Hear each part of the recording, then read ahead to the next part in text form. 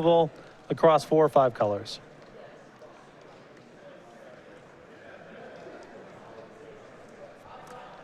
Well, it looks like Eaton will be on the play. He'll start with a Smoldering Marsh, and we are underway here in round number 8. Majors with just the plains. There's a Lightning Berserker, and it looks like Cameron has kept a one-lander here. He is on 6. Majors is on 5, so both of them have given the Vancouver Mulligan rule a try. Majors with a Forest.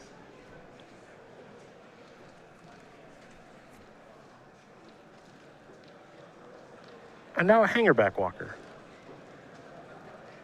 So that'll come in with a counter.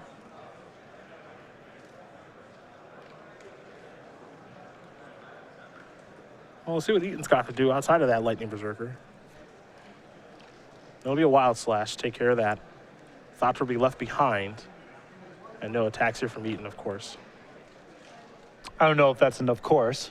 I would be surprised if he's got some interest in getting in there. What? That might be his last chance to trade with a card.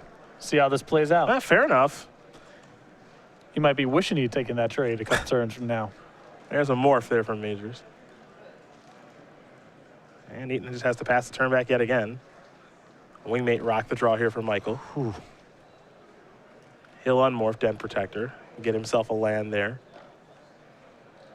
Wooded Foothills back in the grip. That can search up a Canopy Vista, which will help fix his mana. There is the Wooded Foothills. There's the Vista. We'll see what the follow-up is here for Michael, assuming he has one.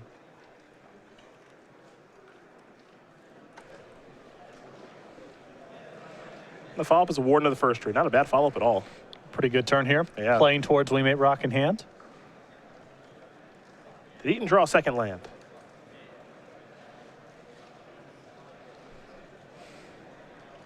It doesn't feel like the answer is yes.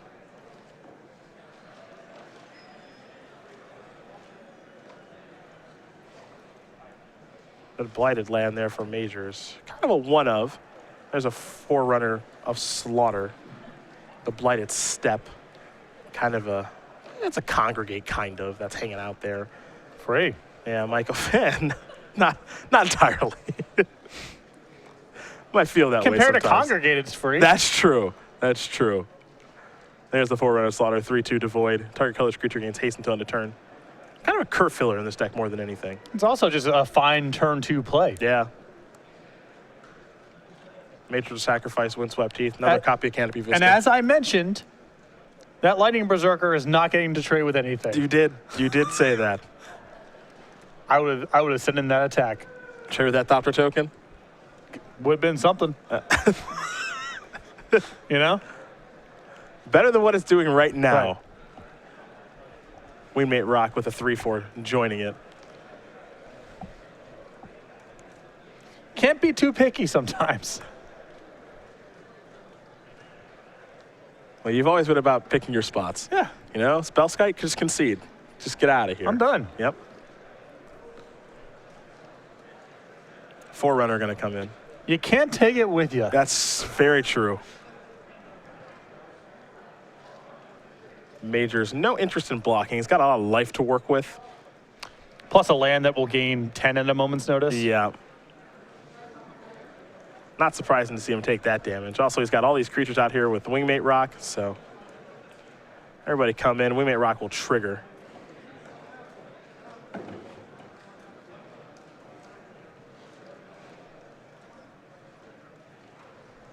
I'm actually a pretty big fan of the Blighted Cycle. They wanted to, I'm pretty sure R&D wanted to at least have some incentives there to play 1 or 2 color decks. The lands are all, I think they're all reasonable constructed level cards. Yeah. It's just a question of whether or not the mana is going to support it. Looks like the Berserker might be trading. Here's Draconic Roar. Gonna go after Den Protector. Looks like, okay, there's a Dragon Reveal and Kolagon. I don't think he's getting to trade here. I think Majors is going to pump.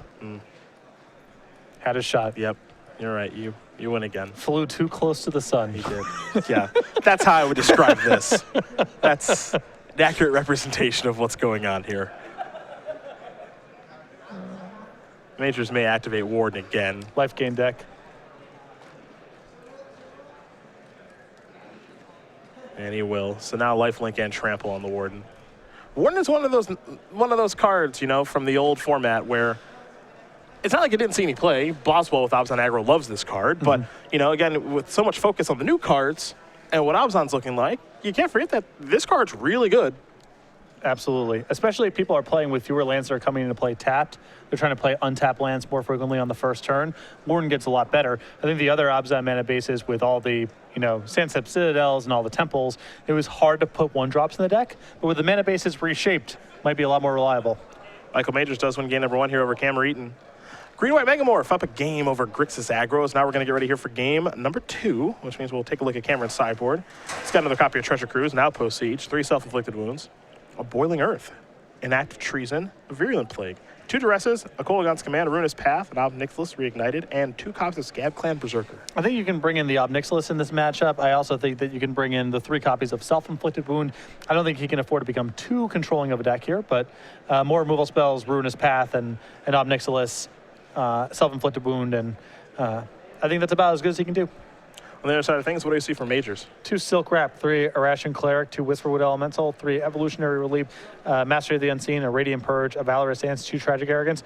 Easiest cards to bring in here are the 2 copies of Silk Wrap and the Radiant Purge. Beyond that, you know, Cameron kind of had the appearance of a deck that would be vulnerable to a Irration Cleric, but you can never be totally sure. It might be low impact against some of Cameron's draws. And Whisperwood Elemental, it's the same problem, but in the other direction. Eaton's deck looks like it might be fast enough to overpower Whisperwood Elemental, but I think both Whisperwood and Irration Cleric are justifiable cards to bring in on Major side of the table, depending on what he thinks Cameron's exactly up to. Well, these players will shuffle up here for game number 2. Cameron will be on the play. Let's hope he can draw some more lands and really see what his deck is up to, because it does look pretty cool. He's off to a great start here at 6-1 this weekend. But Grand Prix Atlanta is a tournament we're going to turn our attention to right now, November 13th through the 15th. It'll be a Battle for Zendikar sealed main event and also a celebration of the Commander format. Absolutely. We're going to have a lot of the community pillars, people who create some of the Commander videos for Star City Games. They're going to be in attendance all weekend long for seminars, conversations, meet and greets, and so forth, plus 3 full days of Battle for Zendikar sealed action in downtown Atlanta. StarCityGames.com/GP Atlanta for more information. GP Atlanta hashtag already up and running. Join the conversation there. Michael Majors, an Atlanta native. Yes. So we'll see him there, I'm sure. And of course, we'll see Stephen Green, Wes Wise, Jonathan Suarez, and Justin Parnell, the Commander vs. crew, along with former Commander vs. member Danny West will be there. Yes. Sheldon Menery, the godfather of Commander, along with MJ Scott, Benny Smith. John Avon will be the guest of honor. All the details, StarCityGames.com/GP Atlanta. You and I will be there for a meet and greet and do some coverage. Gonna be a lot of fun. A meet. Greeting optional. Greeting optional, yeah. To be determined. Yeah. If you want to greet, that's fine. If you don't, Also fine. It's okay. yeah. You just want to awkwardly shuffle up, dump some cards on my lap to sign, and be on your way. No, nothing out of your mouth, no eye contact. That's fine. Don't feel weird about it. All right. So that's what you're flexible. Right. Gotta like that. It's your time, you know? I'm there regardless, so it's basically your time. You're priced in. Right, I'm already there, Yep. so however you need to handle it is just fine. No more social interaction than you desire. I assure you, my feelings will not be hurt. I'm not hoping that someone comes up, doesn't say a word, Right. just doesn't even ask your side amount, just puts them out in front of you. No words. You Sure. know what to do, picks it up, Yeah. walks away. We both know why we're here. Yep. You're here because you have to be, and I'm here because I would like this mountain signed. Yep. And we don't even need to exchange any words. It's a thing of beauty. You'll put that, whatever you call that signature. Sorry, have to be is probably too strong a phrasing. I'm here because I'm here. It's self-evidently true. You know what I mean. Do I? Do I? Right You now. know what I mean. Do I? Both players going to keep 7 this go around. A Mountain, a Zergo. Much better start here for Cameron. Well, I don't know. He got a land last time. I have a feeling. I have a feeling it's a second one this game. I just have an inkling. There it is. Okay. I stand corrected. What if- Eaton off to a better start. What at Foothills? A second Mountain.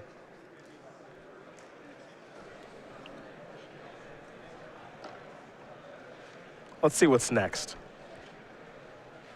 Draconic Roar revealing a dragon. I was going to say Searing Blaze, but that's not a thing. Close enough. Yeah, it certainly feels like it. Here comes Zergo now. So not a bad start. Majors with a Hangerback Walker. That thing's always up to no good. The mismatch lands, though. Ugh. Michael, come on. I know. This is a pretty good start. Heel cutter, no blocks allowed. Very good opening. When we know he has Thunderbreak Region on his top end as well. Yeah. Main deck copies of Goblin Heel Cutter here this weekend for Cameron Eaton. He's got 2. Majors with the Death Mist Raptor to try to stabilize the ground, but that's when Eaton decides to go to the skies if he's got a 4th land, and he does there in Wooded Foothills. I like getting that region on the battlefield right now. A little bit different than the first game. Yeah, this is looking a little different. Yeah. Not that Majors is done by any stretch. No, Just not at all. he's on the play, he's got his curve, he's making his land drops. This is what he signed up for. There's Thunderbreak Regent. Majors will untap. He'll draw. Found a Flooded Strand.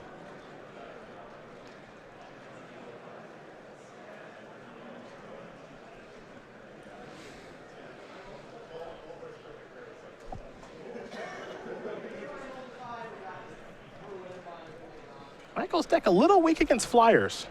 You know, his is the kind of deck that's not great against a card like Mantis Rider, for example. Yeah, he's got Hangerback Walker, and with some finagling, he can break that open.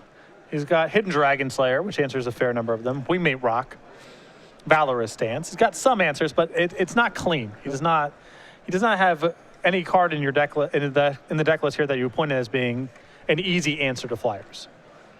Death Mist Raptor into the red zone. Eaton took that 3. He's down to 15. Major's trying to figure out what to do next.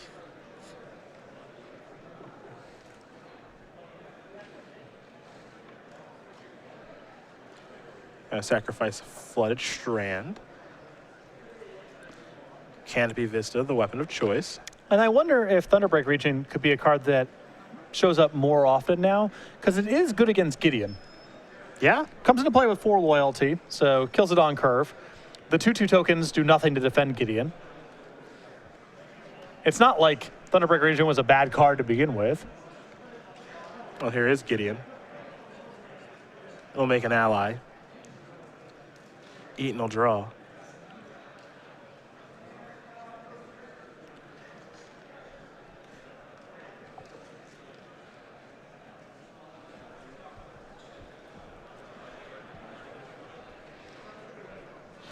And if I'm Eaton here, I don't think I'm attacking Gideon.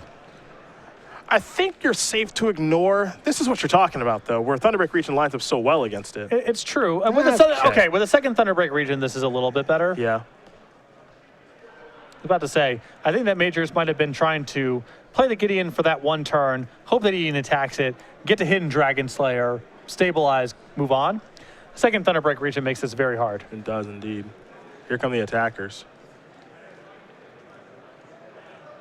5 damage to be dealt. Eaton going to go down to 10, it appears. Hangerback Walker not playing a huge role this game.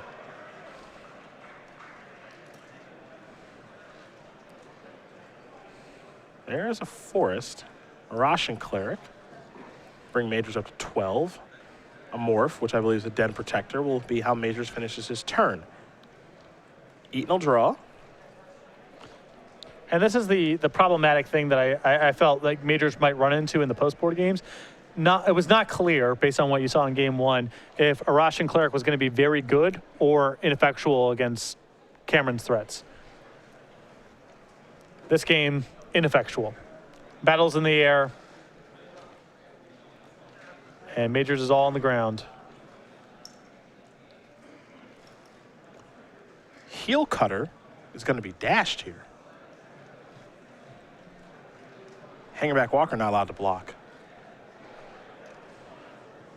There is the potential here for Cameron to die on the attack back. I mean, I think even just a Gideon and an Emblem may be enough. Yeah, because that Zergo is not really much of a blocker. So he got mighty aggressive here, but at what cost? Major's going to quickly untap. He'll draw. I think that Majors just needs a point.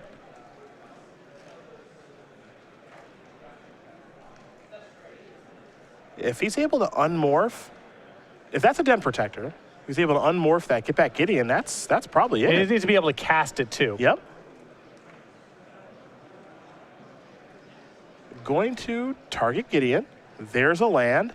Here's Gideon, make an emblem, attack you for what looks to be lethal. Looks like Eaton got way too aggressive on that last turn because it was never going to be a lethal attack anyway. Even if Majors took it all, he would have fallen to 1. Right. So I think that Eaton was supposed to probably hang back with a Thunderbreak Region or something. Instead, far too aggressive, and Major's able to kill him, and that'll make him move on to 7-1 here. Yeah, a couple different routes there for Eaton. He could have just ignored Gideon and try to end the game with Thunderbreak Region.